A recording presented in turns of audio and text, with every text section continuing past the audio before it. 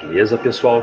Então, o professor vai iniciando a nossa aula e daí vai dando tempo aí das pessoas entrarem, né? Sejam todos bem-vindos novamente à microbiologia clínica e à micologia. A gente estava conversando na nossa última semana sobre os vírus, né? A gente falou um pouquinho sobre suas características e a gente falou um pouquinho sobre diagnóstico, né? E como que a gente estratégias para diagnóstico, tá? E faltou a gente falar um pouco sobre as doenças mais comuns dos vírus atualmente do Sistema Único de Saúde.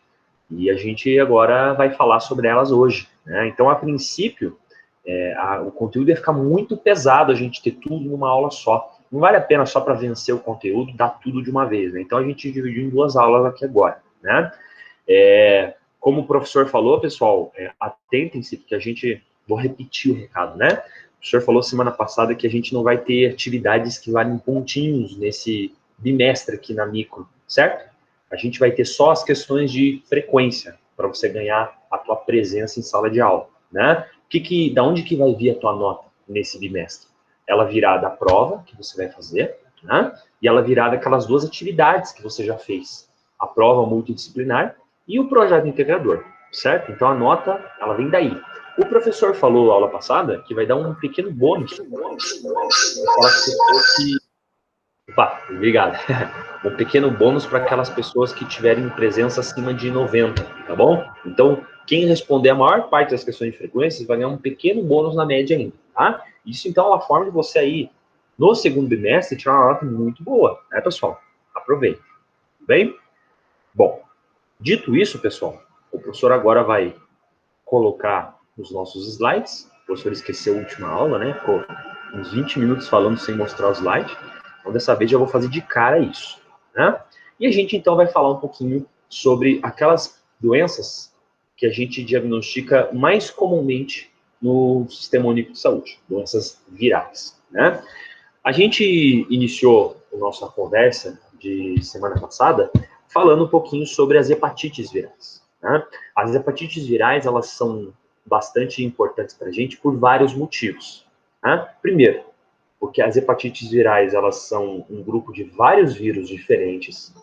Eles podem até estar associados com problemas parecidos, né? Mas geralmente a gente está falando de vírus que são bem diferentes um do outro, né? Que tem um diagnóstico bem diferente e tem um grande problema. As hepatites virais, elas aumentaram a expressão nos últimos anos, né? Aqui a gente tem um mapa mostrando para vocês aqui um pouquinho da incidência, isso em 2008. Isso faz mais de 12 anos já, né? Então você pensa assim, nossa, mas você pode ver que boa parte do mundo, quanto maior a coloração azul, mais intenso, né? Você tem a prevalência de hepatite B. E você pode observar que aqui no Brasil, a gente tem a região norte, tá bastante comprometida, né? Então, veja que o vírus, ele já chegou até em porções aqui, né, pessoal? Como, por exemplo, a gente tem aqui, né, na região ártica, aqui, né, na Groenlândia, por exemplo, né? Então, você tem várias porções aqui que estão bastante afetadas pelo vírus. Aí a gente vai falar um pouquinho sobre isso, né? Esse aqui é o Maurice Hilleman, que é a pessoa que auxiliou a produção da vacina contra a hepatite B. Hoje, das 5 doenças que a gente está comentando aqui, as hepatites virais, 2 delas já têm vacina.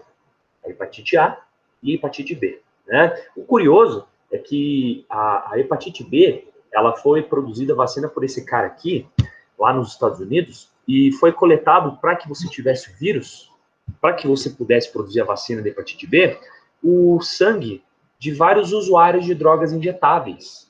Né? Então, como era na época, nos anos 80, a principal população que tinha esse vírus, de hepatite B, então se buscou fazer um pool, coletar muitas amostras de sangue dessas pessoas, para recuperar o vírus da hepatite B. Né? Somente anos mais tarde, a gente descobriu que esse material também tinha o vírus HIV. Né? Por quê? O usuário de drogas injetáveis, ele também é um dos principais perfis que tem HIV. Né? Então, olha que absurdo, né? A pessoa podia ter pego o HIV tomando a vacina contra a hepatite B. Né? Sorte é que os processos de produção da vacina, eles eliminam o vírus da HIV. Sorte. Senão, o cara queria salvar de uma doença e condenava você a outra. Né? Olha que absurdo, né? Coisas da ciência, né? Mas já passou, tá? E o professor mostrou aquele mapinha lá de 2008 e você fala assim, tudo bem, professor, mas isso é velho. Isso aí, tudo bem, você mostrou que o índice estava alto em 2008, mas agora a gente está em 2020, 12 anos depois.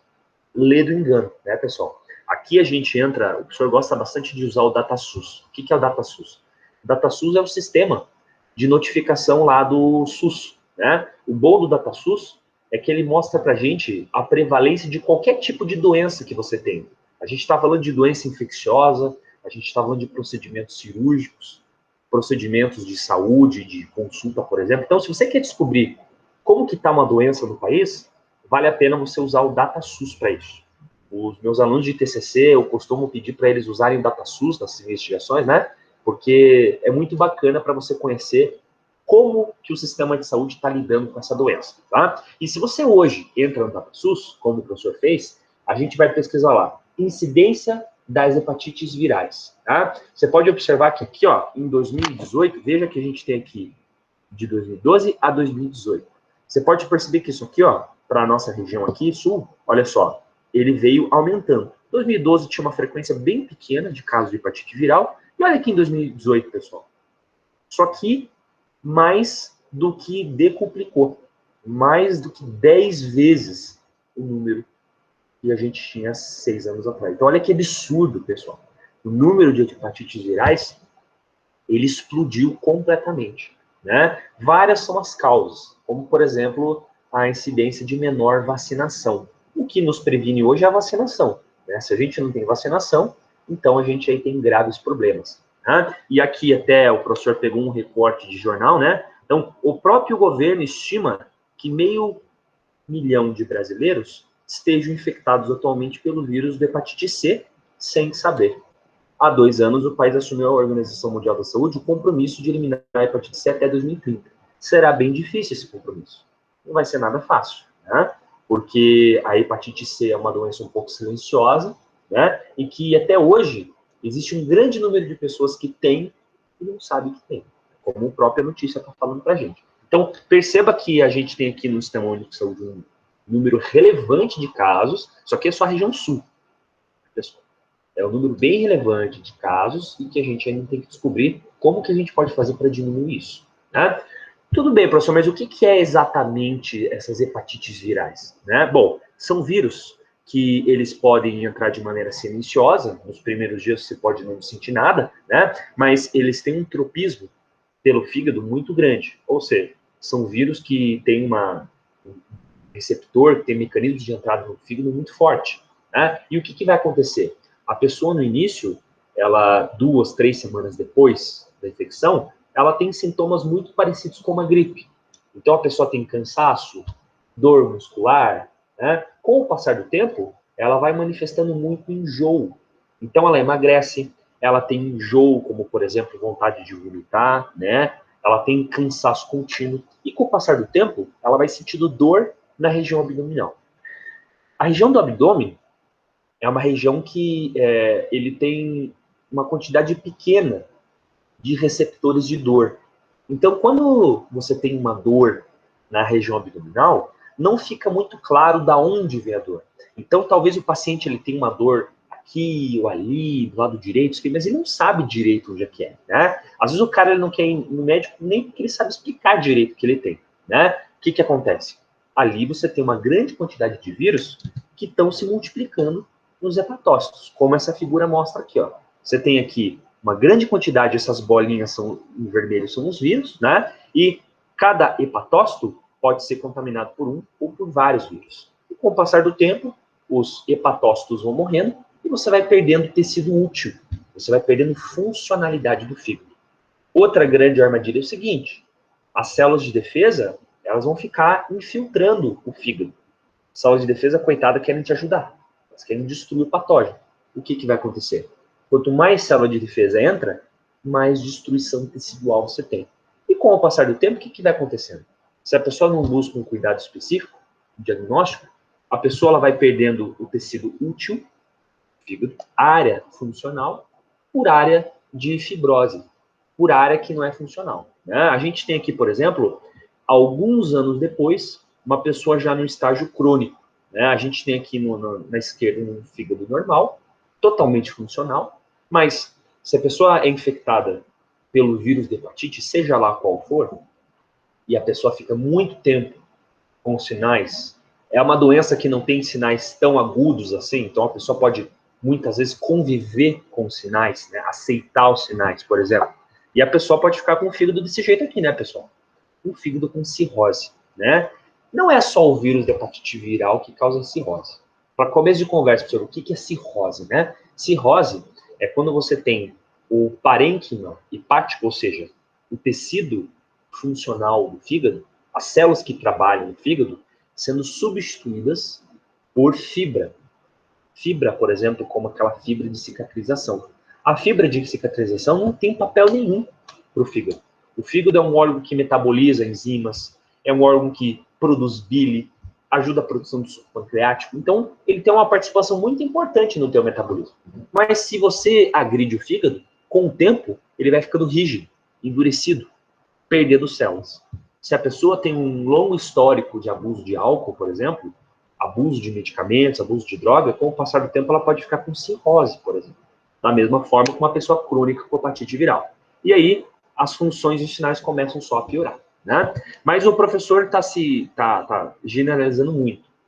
Falou no começo da aula que a hepatite viral, ela, na verdade, é representada por 5 tipos de vírus. Alguns no Brasil são mais relevantes, né? Então, a gente vai falar um pouquinho sobre esses vírus aqui, né? Primeiro, a gente vai falar de um dos mais comuns, que é o vírus de hepatite A. Bom, o vírus de hepatite A, como o professor falou, cada um é de um tipo. Cada um tem um tipo de material genético, cada um tem um tamanho, uma prevalência, né? O vírus de hepatite A é um vírus de RNA, RNA de fita simples. Lembra que a gente falou na nossa aula passada que os vírus eles são enquadrados ou como vírus do tipo DNA ou vírus do tipo RNA. Eu não vou pedir para você decorado o que é vírus de hepatite A, que tipo de RNA que ele tem, que tipo de DNA, né? O que é importante que você saiba disso é o seguinte: nós temos vários tipos de vírus de hepatite, existe uma chance grave de cronicidade e houve um aumento acentuado nos últimos anos de algumas hepatites virais, ok? Bom, continuando aqui, né? O vírus de hepatite A, ele é um vírus da família Picornaviridae e ele é um vírus muito associado a regiões de aglomeração. A gente está falando aqui de um vírus que é transmitido pela via fecal oral, ou seja, contato de mãos que tiveram ali contato com as fezes e não foram lavadas, né?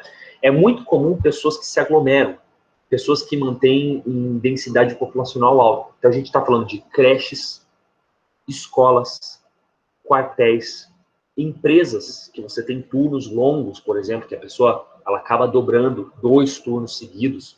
Estou falando aí, por exemplo, de frigoríficos que trabalham com um grande número de funcionários e partículas e água para tudo que é lado, empresas de alimento que não tem um turno, a fábrica não para, as pessoas vão entrando e saindo e a fábrica continua funcionando. Então, locais de grande aglomeração. Se você tem uma pessoa contaminada com hepatite A, ela tem a transmissão, grande quantidade dos vírus pelas fezes. Se a pessoa não lava as mãos, pode passar de uma pessoa para outra. É muito comum surtos em creches por isso. A criancinha não se higieniza, né? Quando ela defeca, ela mantém ali, por exemplo, o contato fecal e ela acaba espalhando para as outras criancinhas, né?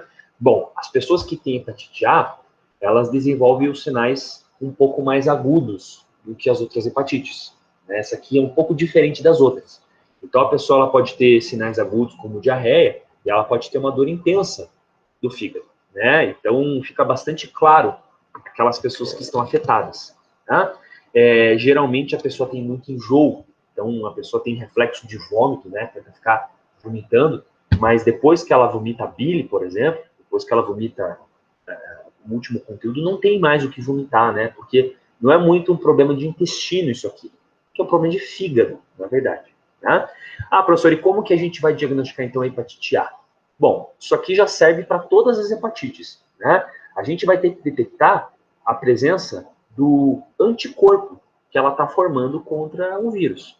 Como o professor falou que cada hepatite viral, cada uma das 5, é causada por um agente diferente, então, nesse caso, a gente tem que procurar o quê? Anticorpos específicos contra o hepatite A. Por isso que a gente colocou aqui nesse slide, ó. O diagnóstico vai ser a presença de anticorpos IgM contra o vírus, o anti-HVA, hepatite viral do tipo A, né? Professor, eu lembro que você falou lá pra gente na microbásica que tinham diferentes tipos de anticorpos, né? Mas eu já me esqueci disso. Bom, o professor falou para você que tem várias classes de anticorpos, né? Mas tem dois anticorpos que são muito úteis para o diagnóstico, que é o IgG e é o IgM. Se você lembra desses nomes, pessoal, você deve lembrar que a gente falou que, em alguns casos, o IgM vai ser importante para a gente. Em outros, o IgG tem um papel, né? O IgM, o anticorpo que tem a letra M aqui, que a gente mostra no slide, ele é o tipo de anticorpo que você localiza quando você está na doença primária, quando a pessoa teve um contato recente com a doença. Quando você quer descobrir se uma pessoa está portando vírus agora, teve contato recente, novo com o vírus, você vai pesquisar a presença de anticorpos IgM, como aqui no caso. Né? Se você tem, por exemplo, umas criancinhas que estão com sinais de dor abdômen, vômito, né? É possível que elas tenham contato com o vírus da hepatite A, certo? Bom, se eu estou suspeitando de um contato recente, a pessoa está agora aguda com a doença, eu posso pesquisar a presença de anticorpos IgM, né? Se eu desconfio que a pessoa já tem um contato um pouco mais antigo, que a pessoa já está vencendo os sinais clínicos, já está saindo da doença, eu posso pesquisar a presença de anticorpos IgG. O IgG é o momento que a pessoa já não tem mais o contato novo com o vírus, com o patógeno. Ela já formou uma defesa contra o patógeno. Ok? Então tem uma grande diferença entre estar agora doente, estar agora tendo contato com o patógeno, ou uma pessoa que já está na convalescência, já está no final da doença, já tem uma defesa contra o patógeno. Já tem um contato que não é tão recente contra o patógeno. Beleza? Ok. A gente vai falar sobre prevenção de todas as hepatites lá no finalzinho, lá dos slides, tá? Eu posso, para concluir aqui a hepatite A, falar que existe já uma vacina que a gente toma contra a hepatite A.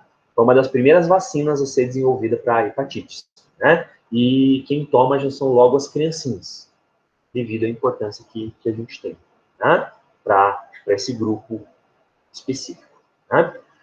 O próximo vírus que a gente vai falar talvez seja o vírus mais perigoso dos 5 que a gente tem de hepatite B, né? E, problematicamente, a gente tem aqui na região norte uma alta incidência de vírus de hepatite B, né?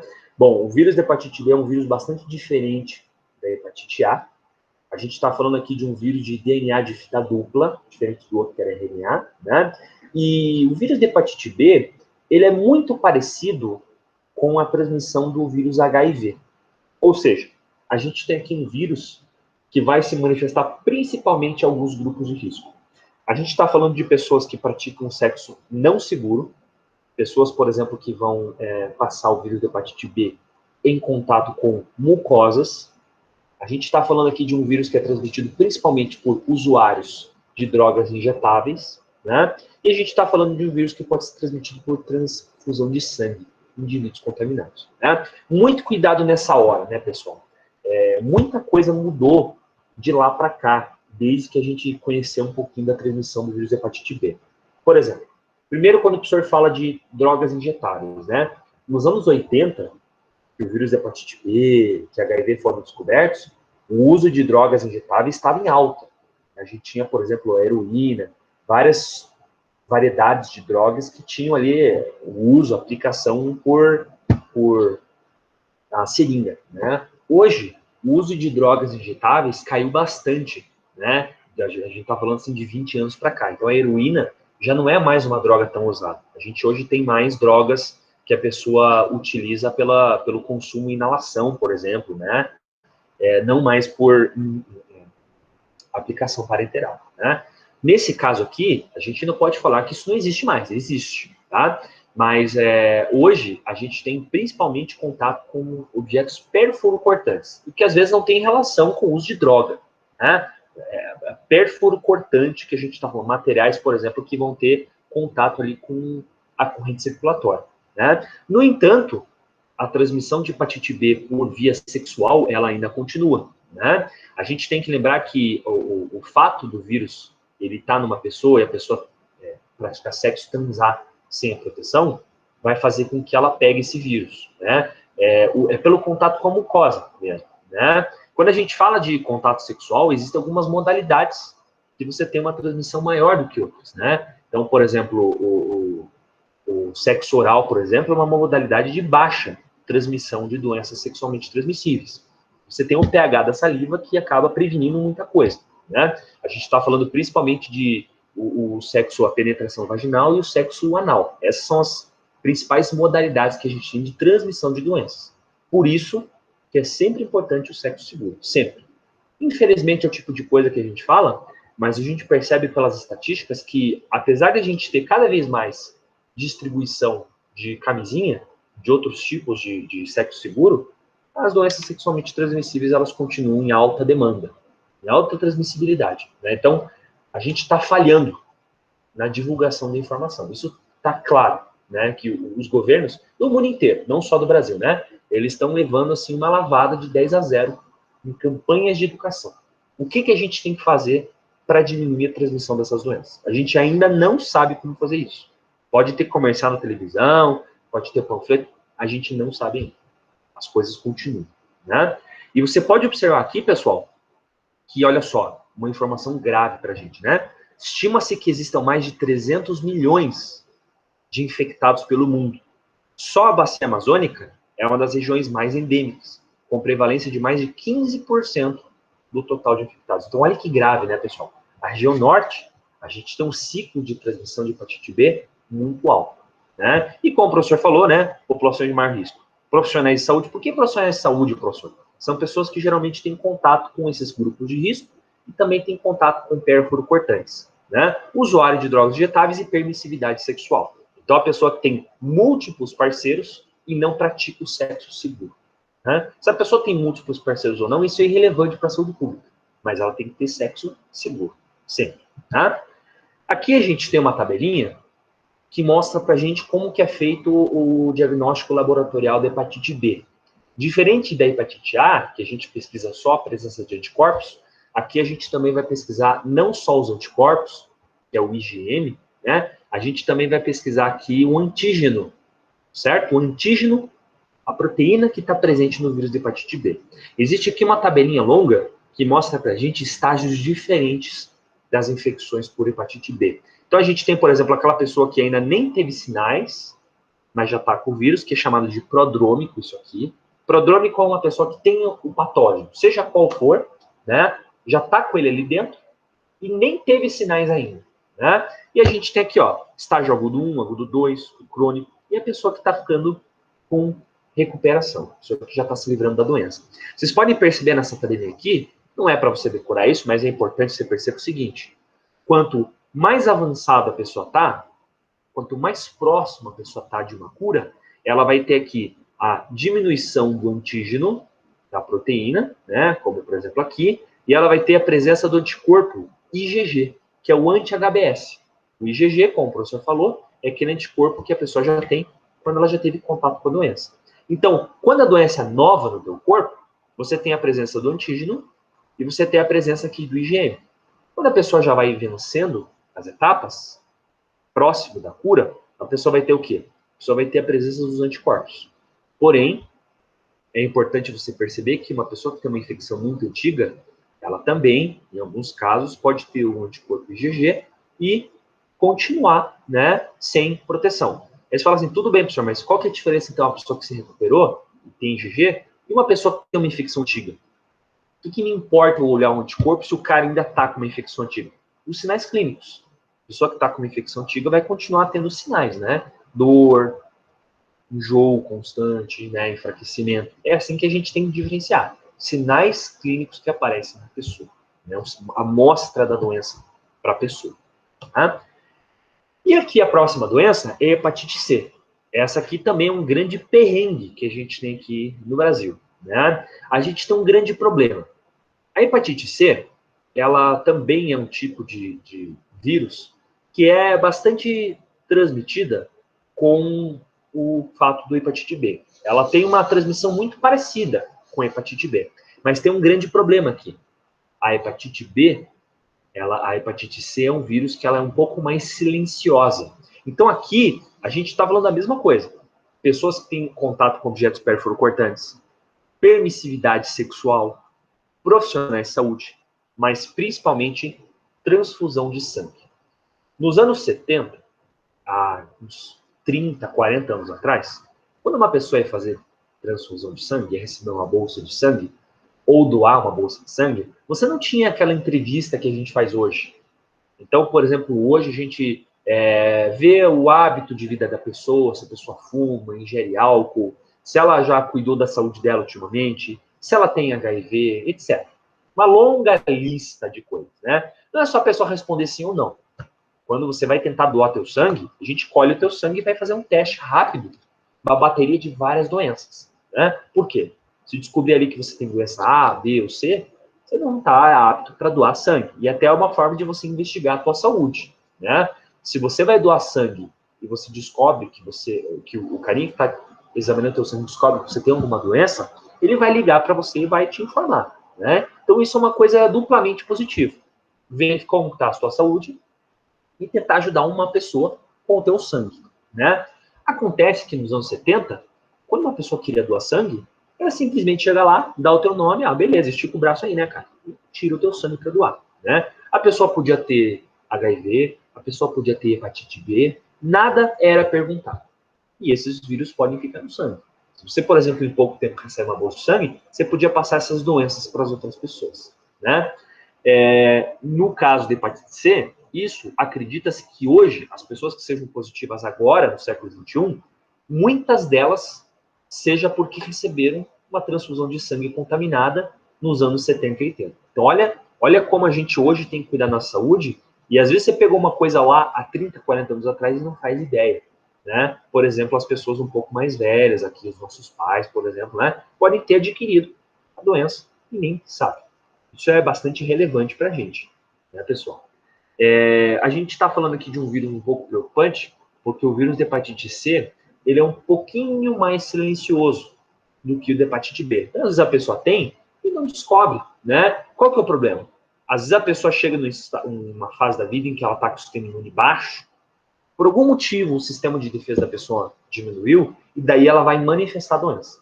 Aí o que você vai ter é uma pessoa ali que vai manifestar os sinais, como dor, enjoo, destruição do fígado. Então, olha como a gente está falando de um caso um pouco preocupante, que é o caso da hepatite C, né? A recomendação da hepatite C é que toda pessoa que passou por uma transfusão de sangue nos anos 70 e 80, faça um check-up, né? Faça uma triagem, verifique se ela tem hepatite C, né? Não é uma sentença de morte, mas é muito importante para a pessoa cuidar da sua saúde, né? Para não deixar que o vírus, que se por acaso estiver ali, dormente, latente, né? Ele não se manifeste. Desde os anos 90, a gente está fazendo o que a gente chama de NAT. O que é isso? Testagem à procura de ácido nucleico, ou seja, à procura do DNA do vírus hepatite C, sempre que uma pessoa vai fazer aquelas triagens de doação de sangue. É basicamente isso que a gente faz, né? Pesquisa de PCR para detectar a presença de hepatite C, né? Se você tem uma pessoa que tem histórico de transfusão de sangue há algumas décadas e nunca verificou a sua saúde atualmente, você pode verificar também a presença do material genético ou os anticorpos contra o vírus, da mesma forma que as versões anteriores da doença, né? E os próximos dois vírus que o professor vai comentar, a hepatite D e hepatite E, os dois últimos vírus de hepatite, eles não têm uma importância tão grande assim aqui no Brasil. Então a gente fala um pouquinho mais rápido, né? A hepatite D, ela é um vírus RNA também, e é um vírus que geralmente é mais silencioso. Curioso de hepatite D é que ele geralmente tem uma parceria muito grande com a hepatite B de bola. Então a hepatite D geralmente tem simbiose. Está junto com o vírus de hepatite B. O problema é o seguinte, quando a hepatite D está junto, ela geralmente piora a expressão de hepatite B, né? A hepatite D ela já foi bastante comum em países da Europa. Ela acabou criando vários problemas, né? Porque ela acaba piorando quem tem aquela hepatite mais grave, que é a B, de bola, né? E a forma de diagnóstico é muito parecida também. A gente está falando aqui da pesquisa de anticorpos no IgM, principalmente. E, por fim, a gente fala aqui do vírus de hepatite E. O vírus de hepatite E é um vírus RNA em que ele é chamado de doença do viajante, né? Ele é bastante comum, por exemplo, na Ásia, China e Japão. As pessoas muitas vezes vão viajar para essas regiões, fazer um turismo internacional, né? e as pessoas acabam adquirindo esse vírus, é um vírus de forma bem aguda, né? Até que a gente escreveu aqui, ó, parecido com o vírus de hepatite A. Então a transmissão é fecal-oral, né? Água contaminada, contato de pessoas com mão, por exemplo, que tiveram contato com as fezes, e a pessoa manifesta de forma aguda, então diarreia, dor hepática, né? Desidratação, enfim. Geralmente é um vírus que tem problemas lá do outro lado do mundo, né? Geralmente pessoas que fizeram viagens específicas vão ter o vírus de hepatite E. Forma de diagnóstico? ELISA, pesquisa de anticorpos. Tá? Ok, professor. Vamos falar então de uma forma geral. É muita coisa de hepatite viral, é verdade, né? De forma geral, quando uma pessoa ela tem sinais, sintomas, o que o laboratório faz? Bom, primeiro, vocês já tiveram algumas disciplinas de análises clínicas aqui, né, pessoal? Vocês já devem ter percebido que quando uma pessoa tem uma doença com envolvimento do fígado, a gente geralmente faz a dosagem de enzimas hepáticas. Né? O fígado, ele é um órgão que tem um envolvimento muito grande no nosso metabolismo. Então, o fígado é um dos órgãos que mais tem a produção de enzimas. Enzimas que vão ajudar na digestão, enzimas que vão ajudar na metabolização de componentes, enfim.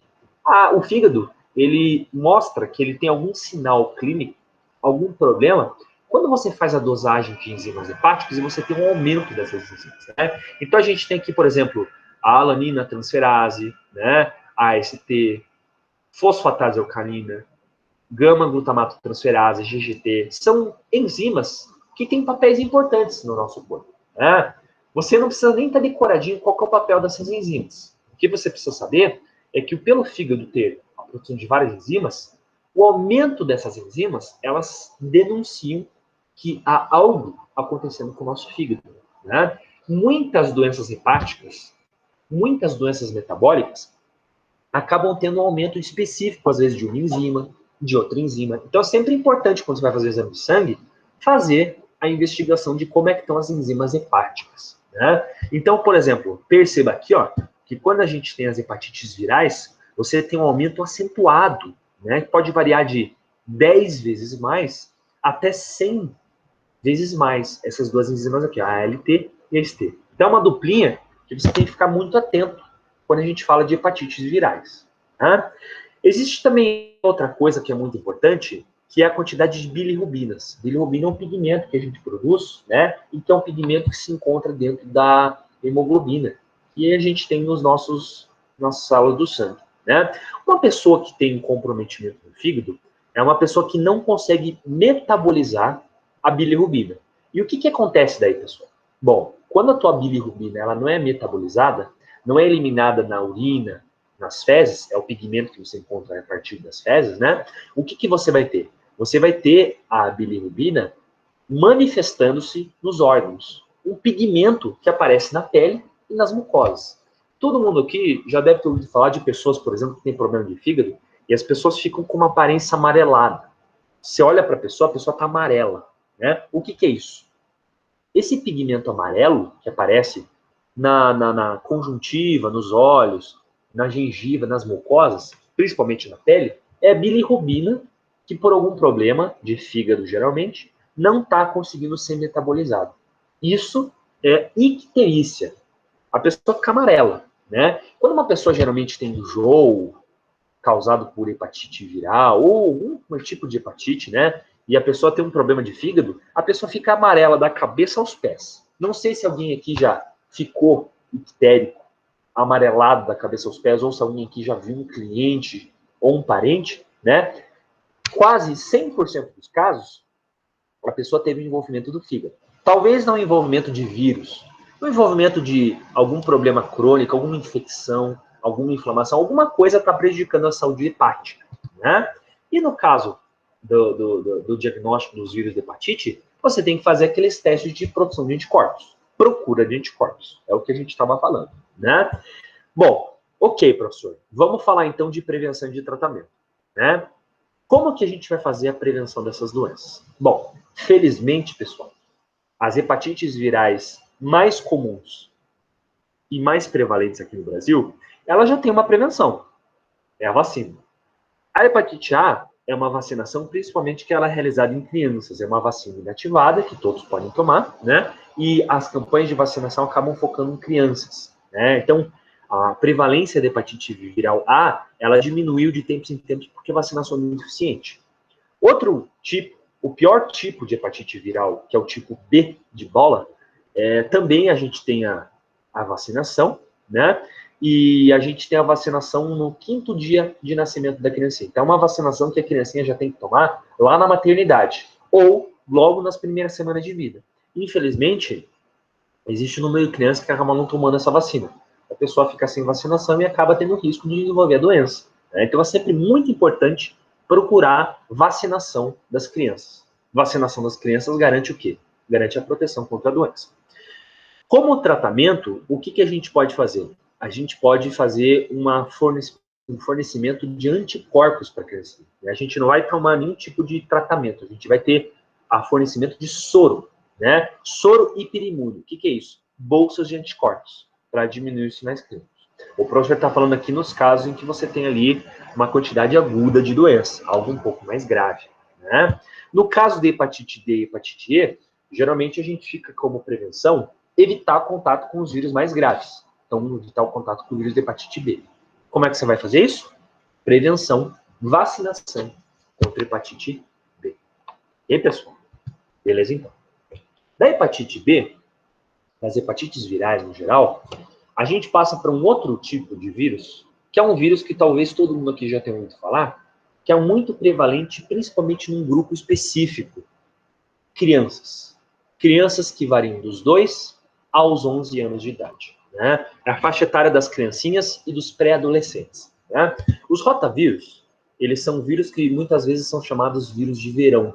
Né? Como se realmente eles só dessem no verão. Não, são vírus que a gente tem ali distribuídos para o ano inteiro. Né? São vírus de RNA de fita dupla e que são os principais agentes virais de gastroenterites. Né? São muito comuns, como o professor falou, em crianças e lactentes. Então, aquelas criancinhas que estão indo no período de amamentação. Né? É muito comum, por exemplo, a criancinha ter envolvimento com diarreia. Né? Então, uma das principais queixas quando os pais levam uma criancinha para o hospital, o que é? É gripe, diarreia, né? São sintomas agudos que a criancinha manifesta vômito, diarreia, fraquinha, desidratada. Né? Boa parte dos casos de diarreia que são encaminhados para o hospital pediátrico são rotaviroses. Até que a gente tem alguns hospitais pediátricos, você tem um setor só para isso. Né? Qual que é o grande problema? Rotavirose é um vírus que é extremamente transmissível. Então, você tem uma grande quantidade de vírus sendo eliminado pelas fezes da criancinha, né? E basta uma dose infectante muito baixinha para que você consiga passar a doença para outra pessoa. É altamente infeccioso. Nos adultos, as rotaviroses não são tão comuns assim. São possíveis, mas não são tão comuns. Né? Nos meses de inverno, como o slide está falando, as crianças com diarreia devem ser tratadas primeiro para rotavírus. Só depois que o exame for negativo, você tem que pesquisar outros patógenos. Isso a gente está falando de crianças, como o senhor falou, faixa dos 2 aos 11 anos de idade. Né? O único agente para o qual as fezes de crianças com diarreia devem ser rotineiramente pesquisados, porque ele disparado é o carro-chefe nos casos de gastroenterite viral em crianças. Né? Atualmente, a vacinação contra o rotavírus tem demonstrado resultados eficazes ao seu combate. Felizmente, a gente criou nos últimos 20 anos a vacina contra o rotavírus e ele tem uma eficácia muito boa para a gente. Então, isso acaba, de certa forma, diminuindo o número de casos. Mas, como o professor falou aqui, né, pela variedade de populações que a gente tem, populações em regiões endêmicas, pessoas de municípios pequenos que não procuraram campanha de vacinação, então você ainda tem a doença circulando, é óbvio. Né? Quais são os sinais que aparecem? Bom, a criancinha, ela costuma manifestar diarreia e vômito abundante. Então, todo mundo aqui sabe que a água, a perda de água, é algo que é muito perigoso para a saúde das pessoas. Né? E uma rotavirose é o tipo de doença que a pessoa vai ter ali, a eliminação de vômito e fezes líquidas, e vai desidratar muito rápido a pessoa. A pessoa tem que procurar um hospital rápido para se reidratar. Né? Dor abdominal e sintomas respiratórios. Por que isso? Né? Sintoma respiratório, o que tem a ver com os pulmões isso? A criancinha tem uma perda de água muito grande e isso começa a afetar débito cardíaco e também taxa respiratória. Né? Grande problema que nós temos são surtos hospitalares. Como o professor falou, é uma doença que tem uma taxa infectante muito baixinha. pode manifestar ali grande número de crianças que podem estar ali. Como que é feito o diagnóstico? Tanto por aglutinação em látex, aquele teste que o senhor mostrou lá passada, que você vai misturar o soro da pessoa, o sangue da pessoa, com um antígeno de laboratório, que vem com kit, e você tem que ver a formação de aglutinação, de grumos.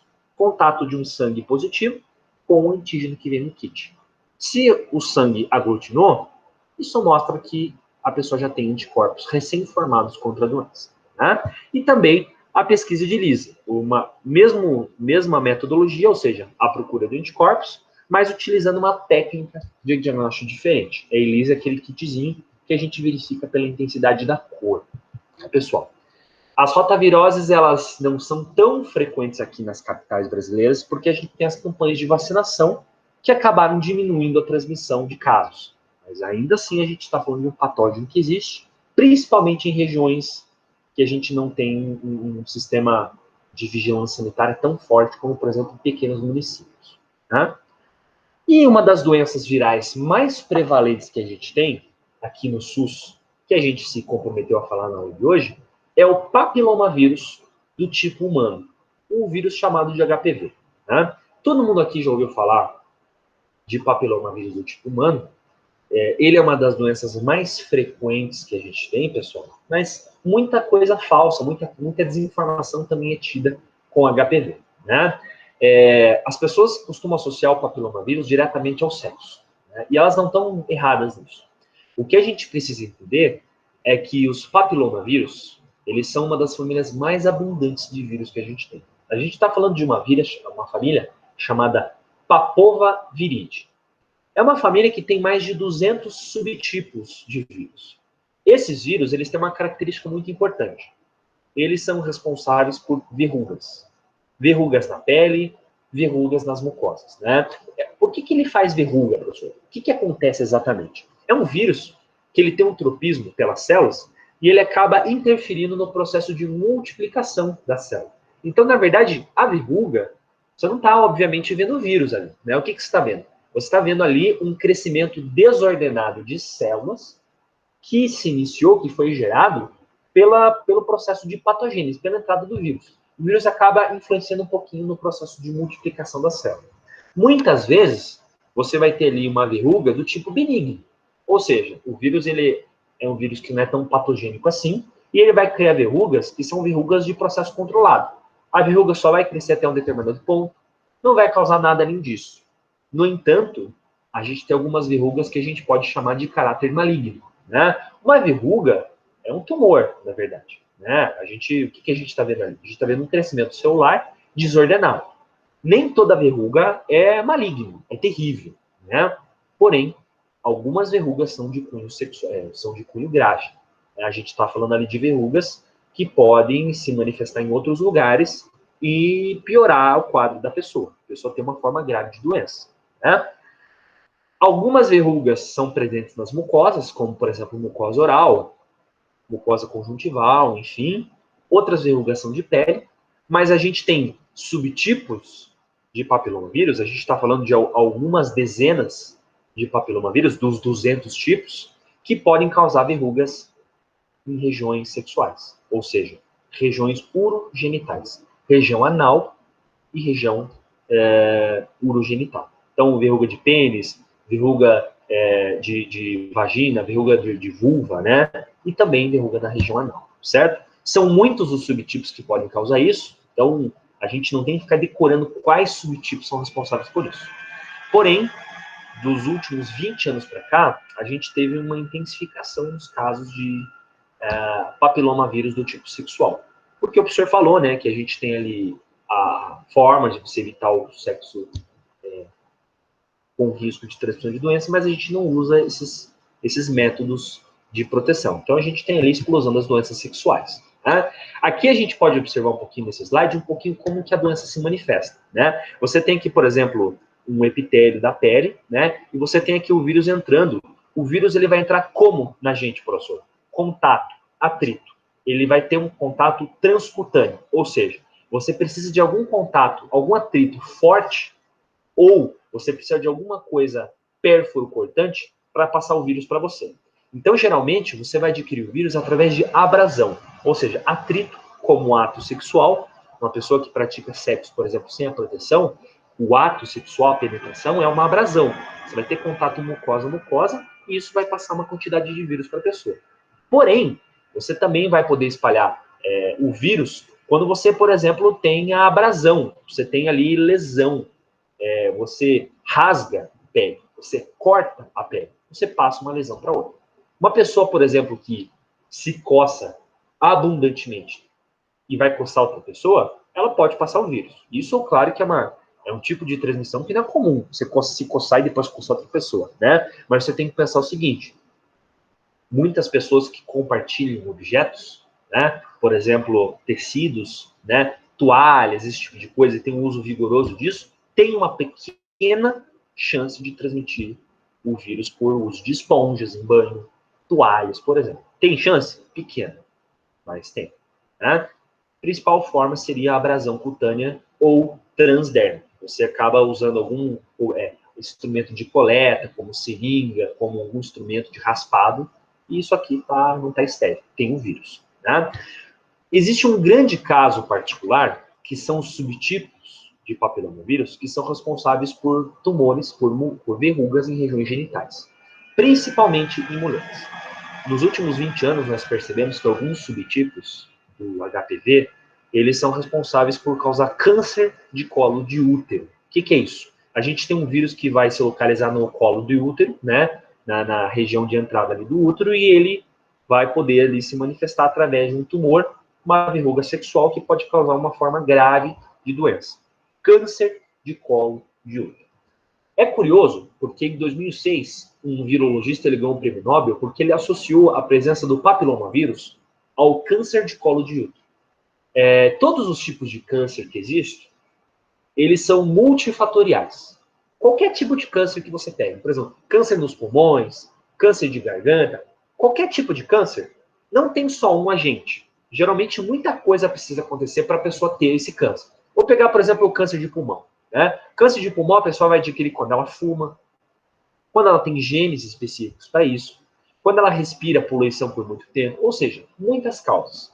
O único tipo de câncer que é monofatorial, ou seja, basta um fator para te iniciar o câncer, é o câncer de colo de útero. Basta você ter o HPV específico para você manifestar o câncer de colo de útero. Ou seja, a pessoa pode ter o hábito mais saudável de vida que seja, basta ela ter o HPV específico, uma relação sexual, por exemplo, contato com o colo do útero, que ela vai manifestar o HPV. Daí vem a importância da prevenção, daí vem a importância da vacinação. O único câncer que você adquire apenas pelo contato com o vírus e você não precisa de outros hábitos de vida de risco, certo? Por isso que tem uma campanha tão grande assim de prevenção e de vacinação contra o HPV. Né? Aqui a gente tem um slide que mostra um epitélio, por exemplo, o epitélio do epitélio uterino, né? Você tem aqui, por exemplo, no lado esquerdo, o epitélio está completamente saudável, mas você tem aqui essas bolinhas em rosa que representam aqui as partículas virais. Né? Então, você tem, por exemplo, o subtipo que é responsável pela verruga sexual, né, nos homens e mulheres, e você vai ter o quê? Com o passar do tempo, o senhor falou que o vírus é especializado em interferir no processo de crescimento, de multiplicação viral. Com o passar do tempo, o que você vai ter? A formação de um câncer invasivo. Você vai ter aqui um processo descontrolado de multiplicação celular, e aí você vai ter um tumor maligno, que é o tumor do colo de útero. Por isso que é bastante importante a gente ter ali a prevenção. O professor falou aula passada, por exemplo, o Papa Nicolau e outros testes que você verifica como é que está a saúde visual do epitélio vaginal e do sistema reprodutivo. Como que a gente vai fazer o diagnóstico, professor? Como o senhor falou aqui, né? O histopatológico. Muito importante verificar como é que está o epitélio vaginal, né?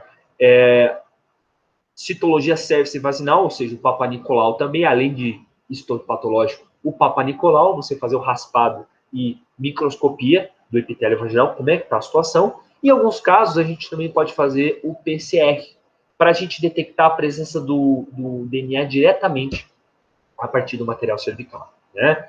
Presença do DNA do vírus. Bom, para a gente finalizar essa aula aqui, é muito importante a gente falar de tratamento e prevenção. Né? Hoje, felizmente, a partir de 2014, nós tivemos disponibilizado a vacina contra o HPV. Né? Muita calma nessa hora. Existe mais de um tipo de vacina contra o HPV e mais de um grupo de pessoas que têm que tomar vacina. Né? Todo mundo pode tomar vacina contra o HPV.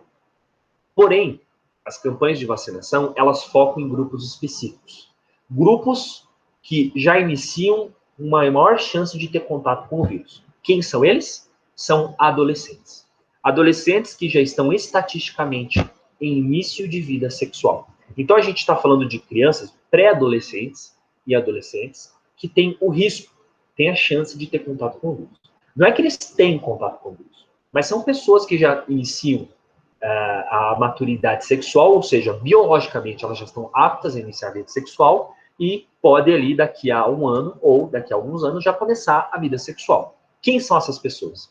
Meninas de 9 a 14 anos, devem tomar 2 doses com intervalo de 6 meses. Meninos de 11 a 14 anos, também 2 doses com intervalo de 6 meses. Meninas de 9 a mulheres até 26 anos, que sejam positivos para HIV, também podem tomar vacina, essas com 3 doses, em intervalos de 2 e 6 meses.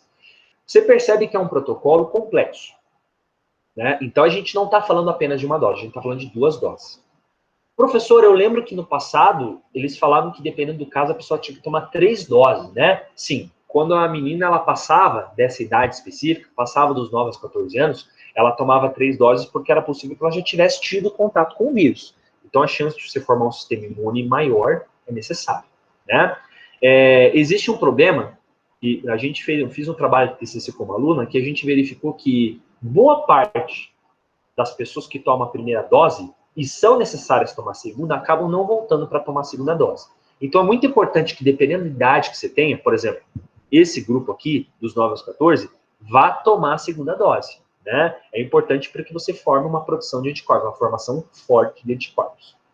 Outra coisa também que a gente percebe é que a gente não tem só um tipo de vacina. A gente tem 2, bivalente e a quadrivalente. Bom, a bivalente, ela é aprovada para mulheres. Então, meninas de 9 a 14 anos, elas vão tomar principalmente a bivalente. Porém, a gente também tem a quadrivalente. O que é isso? Inclui mais subtipos que causam verrugas em área genital e anal, aprovada tanto para mulheres quanto homens. Então, os homens vão tomar quadrivalente, porque os homens também manifestam verrugas na região genital, por exemplo, verrugas de pênis, né? E também as verrugas anais, certo, pessoal? Então, aqui é muito importante que os filhos, eles, pré-adolescentes, adolescentes, tomem essa vacina para que eles tenham um início de vida sexual mais tarde, né? Que já, pelo menos dessa doença, já tem uma prevenção. É óbvio que a vacina por si só não adianta. O sexo seguro vai ser necessário pela vida inteira dela, certo? Bom, pessoal. Essa vacina tem só na rede particular, né? E isso é importante ser falado também. A versão essa versão quadrivalente aqui, ela também só tem na rede particular. Na verdade, ela é né? Isso, na verdade, assim, o que você falou é verdade. Tem 3 tipos de vacina, né? A bivalente, a quadrivalente e a nonavalente, que é uma vacina muito melhor. Mas o que a Elisa falou é verdade. As 2 últimas que o professor está falando agora, elas são vacinas que só tem na rede particular e elas são bastante caras, né? A gente está falando, em 2014, essa vacina chegava a quase R$600. Então, E, professor, acredite, quando fomos ver essa vacina e tal, né, para as pessoas da família, tem alguns médicos que chegaram a falar que não recomendavam dar a vacina na idade ainda das meninas e tal, da gente, porque poderia ser um estímulo ao início da vida sexual. Então, quando você falou dos problemas de campanha, de divulgação, nossa, é bem complicada essa parte também, sabia? Falou bem. Né? Não é um assunto fácil de ser tratado, porque parece que sempre levam para o lado pejorativo, né? E não tão só para o lado da prevenção. Isso mesmo, falou muito bem, Elisa. É o seguinte, é isso mesmo, né? É o seguinte, né? É problemático isso, porque é o seguinte, o senhor não está aqui para julgar ninguém, né? Mas eu acho muito estranha a opinião desse médico, porque todo mundo sabe como prevenir o HIV, né? Mas não é só por isso que a gente hoje teve diminuição dos casos, né? Saber que você transa sem camisinha e você pegar HIV, nunca preveniu ninguém de pegar HIV, né? Então, não vai ser a presença de uma vacina que vai ser um sinal verde para a criança sair fazendo sexo por aí. A criança, a prática de sexo não tem nada a ver com transmissão de doenças. A criança não está nem aí se ela tomou a vacina ou não para iniciar a vida sexual, né? Então, o pai da vacina para criança, não, ó, criança, então agora você pode sair por aí fazendo sexo. Não, muito pelo contrário, né? Por isso que eu acho um pouco estranho a opinião desse médico, né? Sim. A gente está falando de uma doença que, caso se manifeste na menininha, na criança, por exemplo, o câncer de colo de útero, a gente está falando de uma doença que, via de regra, é um tumor maligno.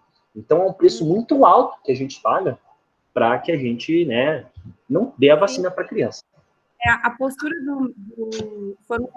foi um médico e uma médica de posto, né, do SUS. Mas aí, quando você vai em consultório particular, a conversa é totalmente outra. Aí vem essa questão da prevenção, da importância e tudo mais, e que eles parcelam em 3 vezes o preço da vacina. É caro. É caro. É triste isso, né? É caro. É assim, apesar da gente, eu concordo com você, né? Nem toda vacina está disponível no SUS, né? Porém, uma notícia boa, né? A vacina que a gente tem no SUS contra HPV é a vacina mais barata do mundo, né? Então, essa versão que a gente tem, aquela bivalente, ela pode não proteger contra todos os tipos, mas felizmente a gente tem ela disponível para muitos países acabam não tendo essa vacina. E aí só daí vai ficar com a vacina da rede privada, né? Então, é uma notícia, pelo menos uma notícia boa, de tudo isso que a gente tem de problema, né? Mas é interessante isso. Professor. Oi. Em questão, assim, se você não, no caso, não tiver na idade, nessa faixa etária que você falou, de 9 a 26, de 9 a 14, né? Porque eu conheço pessoas que tomaram, tipo, pagaram, né? Igual a Elisa tá falando, porque não é disponibilizado no SUS, e tomaram, tipo assim, pode ser tomado ou é só nessa faixa etária? Quem quiser tomar, pode tomar ou pode. não? Pode sim, tá? É o seguinte, geralmente as campanhas públicas, elas focam em grupos de risco. Não tem grana para dar vacina para todo mundo, né? Mas todos, seja homem, seja mulher, todos eles podem tomar vacina, seja em qualquer idade, né? A questão é que, como a gente não tem dose para todo mundo, aí você fica relegado à rede privada de saúde, né? Mas todo mundo pode, qualquer um de vocês que quiser tomar, pode tomar, é recomendado tomar, na verdade, né? Mas, como nós não somos grupos de risco, a maior parte de nós aqui, todos nós aqui não somos grupos de risco, né? Então, nos é vetado no sistema público de saúde. Basicamente isso. Entendi. Só mais uma pergunta, professor. Em relação lá à hepatite, eu fiquei com uma dúvida. Eu tive um caso na família de uma criança, de uma menininha que morreu, conhecido nosso, vizinho aqui, que morreu com 9, na verdade acho que já tinha feito 1 ano.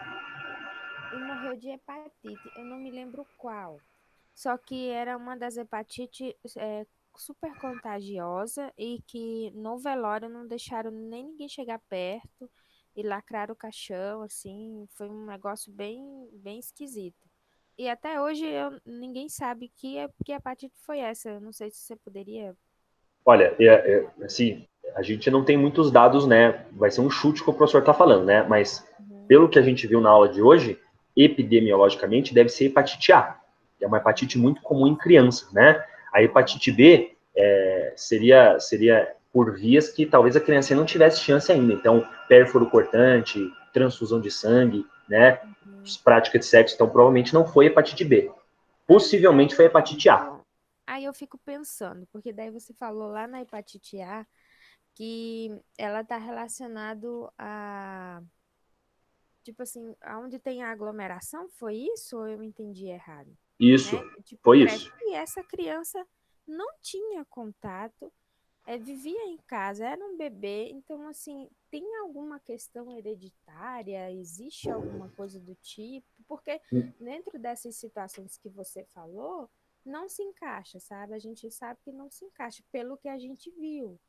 Não, na verdade é o seguinte, Aline, ela se encaixa, né? Porque assim, a doença, ela costuma explodir. Você costuma ter surtos em áreas de aglomeração. Mas não quer dizer que só pessoas que estão na muvuca, na aglomeração, vão pegar, né? Por exemplo, talvez... Pode trazer, Isso, talvez um parente da criancinha um pai acabou, trabalha numa fábrica, trabalha em um lugar de aglomeração e trouxe para a criança. Como a gente falou, né? Quem manifesta a doença geralmente são crianças. Mas não quer dizer que o adulto não pegue. Talvez o adulto pegue e ele está assintomático. Para ele é tranquilo, mas ele tem o vírus. Contato com a criança, às vezes teve contato com material fecal, alguma coisa assim, tocou na criancinha, mão na boca da criancinha, alguma coisa assim, passou a doença. Em questão de saliva, nada disso. De saliva, como assim? Tipo assim, o pai teve contato e tossiu. É oral fecal, na verdade, né? Então, possivelmente, teve contato com fezes de uma pessoa contaminada, seja dela, seja de outra pessoa, ainda estava com o vírus, né, fecal oral, então acabou passando, né? Geralmente é assim, contato com fezes, ou água, ou alimento, mas é mais comum fecal oral, ou seja, contato de pele contaminado com fezes com outra pessoa.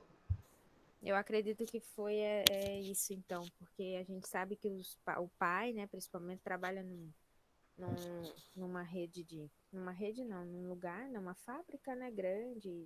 Então, pode ser, né?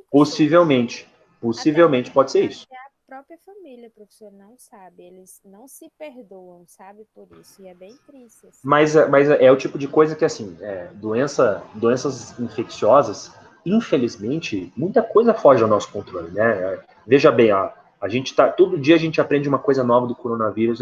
É difícil você imaginar pessoas que não passaram por uma aula dessa aqui de saúde e tal, vão saber essas coisas, né? O senhor Bruno todo dia aprende uma coisa nova, vocês todo dia aprendem uma coisa nova. Então, a pessoa não tem que se culpar dessa forma. Ficar triste, sim, né? Mas se julgar é muito difícil, não tem porquê, né? É complicado.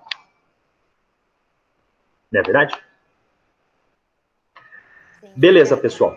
Imagina. Essas campanhas de carnaval, né, professor, que também causam esse estereótipo.